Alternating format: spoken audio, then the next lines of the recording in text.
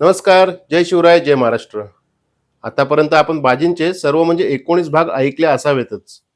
आज आपण बाजींचा शेवटचा म्हणजे 20वा भाग प्रक्षेपित करणार आहोत.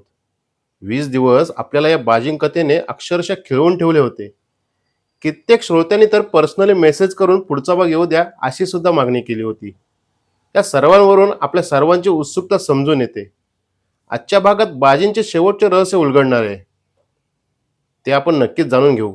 परंतु आपल्या मित्रपरिवारांपैकी अजून कोणाला बाजिंद ही कथा ऐकायची असेल तर आपल्या यूट्यूबवरील स्टोरी ट्यूब मराठी या चॅनलला सबस्क्राईब करायला सांगा आणि आपल्या मित्रपरिवारांना शेअर सुद्धा करायला सांगा.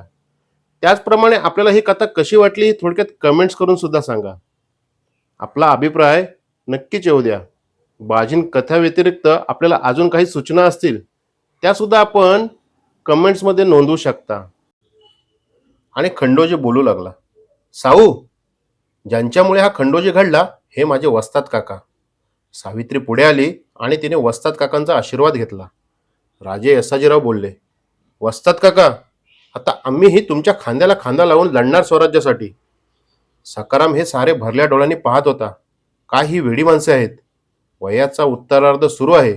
मरण केव्हाही यांना गाठेल असे वय जगत आहेत. मात्र भाषा करत आहेत स्वराज्यासाठी लढायची. खरोखर ही हिंदवी स्वराज्याची मांदी आली आमच्या नशिबी का नाही. किती दिवस आम्ही संसाराच्या गाडग्या मडक्यांसाठी जगायचे. सखारामचे अश्रू अनावरत होते. दरम्यान जंगलातील पूर्व बाजूकडून शिंगे तुतारी करणे वाजू लागले. सर्वांनी ताडले. शिवरायांचे पथक आले. सारे गडबडीने तिकडे जायला निघाले. जंगलातील त्या पठारी भागात एक पांढऱ्या शुभ्र घोड्यावर हिंदवी स्वराज्याचा भगवा ध्वज मानाने डोळत होता. मागोमाग 500-600 हत्यारबंद धारकरी दौडत येत होते आणि काळ्या घोड्यावर खुद्द राजश्री छत्रपती शिवाजीराजे बसले होते. डोक्यावरील मंदिराला मोत्याचे घोस लावून रोवलेला तुरा हिंकलत राजांची ती प्रसन्न मंगलमूर्ती नजरेस पडू लागली. पांढरा शुभ्र अंगरखा, त्यावर घातलेले आभूषणे, गळ्यात भोसले कुळाची कवड्यांची माळ, शिवगंधाने भव्य कपाळ रेखाटले होते. काळी रेखवी दाढी आणि चेहऱ्यावर नेहमीचे स्मित हास्य. कमरेला भवानी तरवार लटकत होती. कमरेला कट्यार दिसत होते. घोड्याचा लगाम खेचला आणि राजे रिकिबीत पाय ठेवून पाय उतार झाले.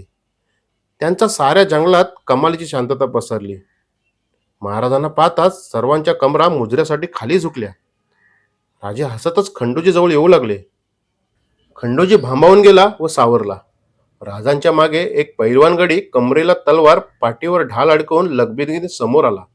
राजे बोलले, यशवंता, तुझा खंडोजी हल्ली चांगलाच तयारीचा दिसत आहे. त्या युवकाने हसत दुजोरा दिला. होय राजे, आता काय, तुम्ही लग्नाला परवानगी दिलीत. राजे श्रीक्यांचे लेख म्हणजे लक्ष्मीच पदरात पडत आहे म्हटल्यावर अंगावर बाळसे तर दिसणारच ना. असे म्हणताच खंडोजी व सावित्री पुरती लाजून गेली. इतर लोक मात्र हसू लागले. सकारामचे डोळे मात्र विस्पारून गेले होते. राजांच्या सोबत जो यशवंत होता तोच तर खंडोजी म्हणून आमच्यासोबत 4 दिवस या जंगलात फिरत होता. सकारामची पाचावर धारण बसली होती. राजे यसाजी शिर्के समोर आले व त्यांनी राजांना मुजरा केला. ते बोलू लागले, राजे, आता रायगड परिसरात केवळ भगव्या झेंडाचे राज्य आहे. आता इथला दगड आणि दगड तुमच्या सोबत आहे. राजे हसले आणि बोलले, राजे शिर्के, हे तर श्रींचे काम आहे, माझे एकट्याचे नाही. तुम्ही मनावर घेतले म्हणून इतक्या कमी वेळेत हे साधले आहे. स्वराज्याची राजधानी म्हणून आम्ही रायगड निवडला, पण त्या राजधानीच्या अस्थनीतील निखारे तुमच्यामुळे बाजूला झाले. आता आमच्या डोक्यात केवळ दक्षिण दिग्विजय आहे. राजे सावित्रीकडे पाहत बोलले, सावित्री, तुझ्यासारखी मुली ही खरी स्वराज्याची दौलत आहे. चुलीपुढे काम करणारे हात स्वातंत्र्यासाठी रणांगण गाजू शकतात हे तुझ्या कृतीने तू दाखवून दिलेस. खंडोजी, तू मोठा भाग्यवान आहेस. तुला सावित्रीसारखी पत्नी मिळाली आहे. खंडोजी मान खाली घालून केवळ ऐकत होता. आणि बाजिंद? राजांच्या आवाजाने बाजिंदने पुन्हा मुजरा केला.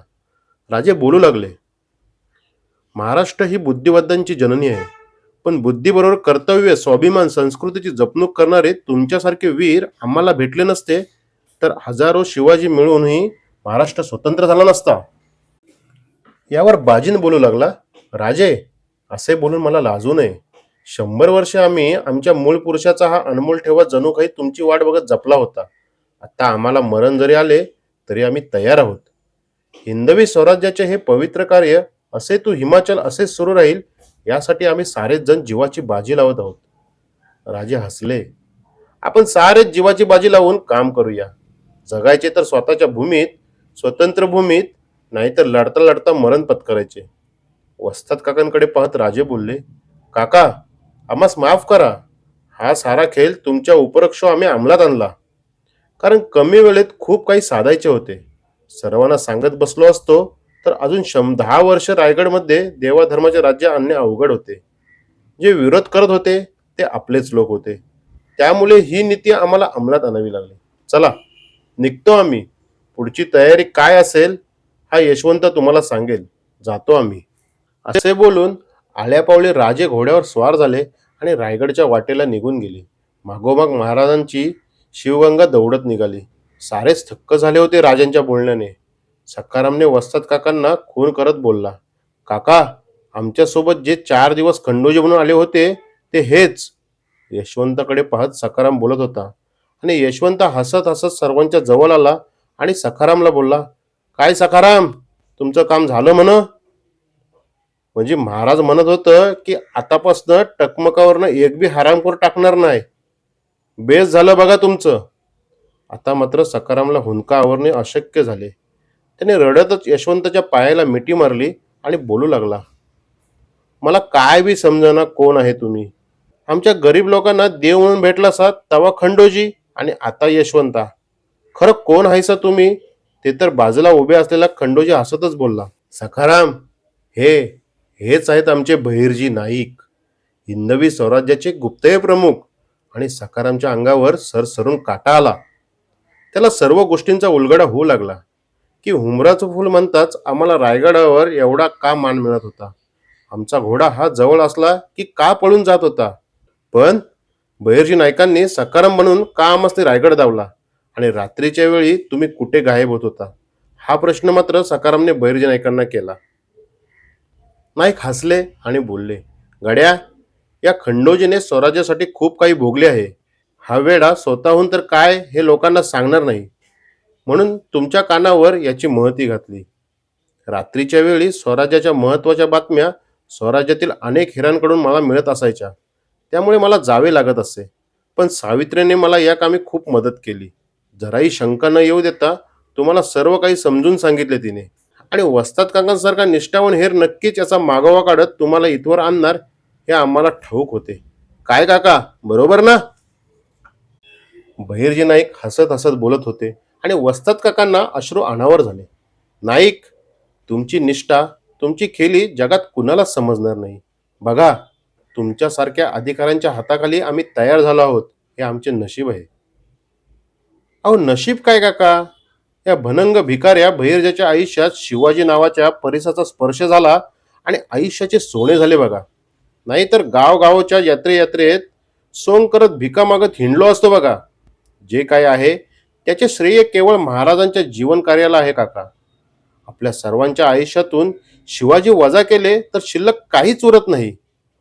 तुम्हाला इथवर आणणे, खंडोजीकडून शिर्क्यांना स्वराज्यात आणणे, शिर्क्यांच्याकडून 100 राज्य स्वराज्यात घेणे, याचा सूत्रधार जो कोणी आहे त्याचे नाव म्हणजे छत्रपती शिवाजी महाराज. त्यांना विचारल्याशिवाय आणि त्यांच्या आदेशानुसार हा बहिर्जीच काय, स्वराज्यातला अणुरेणू सुद्धा निर्णय घेऊ शकत नाही. बाजीन हे सारे ऐकत होता आणि त्याच्याही अश्रूचा भान फुटला होता. तो मनोमन विचार करत होता, आजवर या बाजींनी उगाच जगाला घाबरून फुशारकी मारली, पण आज कळून चुकले होते. खरे बाजीन तर छत्रपती शिवाजी महाराज आहेत. दूरवर दौडत निघालेल्या महाराजांच्या फौजेकडे तो पाहत होता आणि सोबत मावळत्या सूर्याच्या संधी प्रकाशात भगवा झेंडा फडफड फडफड फडफडत होता. नमस्कार, जय शिवराय, जय महाराष्ट्र. सर्व श्रोत्यांना सप्रेम नमस्कार. आज आपल्या बाजिंद या कथेचा इथे शेवट होत आहे. सर्व श्रोत्यांना आपली ही बाजिंद कथा नक्कीच आवडली असेल, यात तिळमात्रही शंका नाही. आणि आपल्याला जर ही कथा आवडली असेल तर आपल्या मित्र परिवारालाही पाठवा. आपल्या यूट्यूबवरील स्टोरी ट्यूब मराठी या चॅनलला त्यांना सबस्क्राईब करायला सांगा. तिथे आपले बाजींचे सर्व म्हणजे 20 भाग ऐकायला मिळतील. त्याचप्रमाणे आपल्या या चॅनलबद्दल अथवा आपल्या या कथेबद्दल आपले काही मत असेल तर आपला अभिप्राय हा आपण नक्की नोंदवा. बहिर्जी नायकांच्या जीवनावर आधारित ही बाजिंद कथा आपण नित्यनेमाने ऐकत होतात. अजूनही अशी कोणती कथा जर आपल्याला माहीत असेल तर आम्हाला कमेंट्सद्वारे नक्की सांगा. पुन्हा नक्कीच भेटू आपण एका नवीन कथेसह लवकरच. धन्यवाद.